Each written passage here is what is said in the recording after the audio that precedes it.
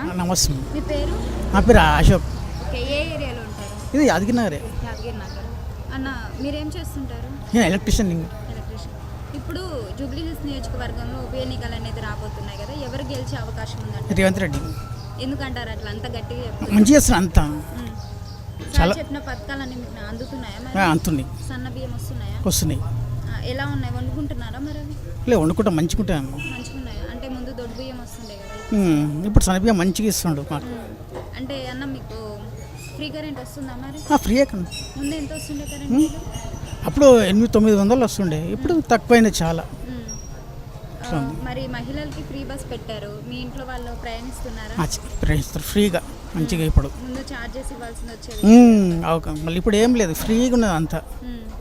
హ్యాపీగా వెళ్ళిపోతున్నారు అందరూ. మంచిగా. ఓకే, అంటే మీ ఏరియా వరకు ఏ సమస్యలు ఉన్నా కూడా ఎవరు వచ్చి పరిష్కరించేవారు?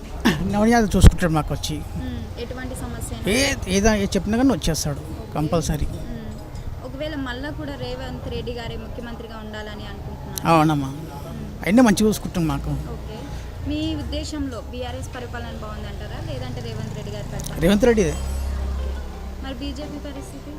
మంచి లేదు మా అస్సలు. బీజేపీ ఇక్కడ చూసుకోవాలి, ఇంత అస్సలు ఇంత కంటే ఎట్లే ఇక్కడ రేవంత్ రెడ్డిదే ఉంది చాలా.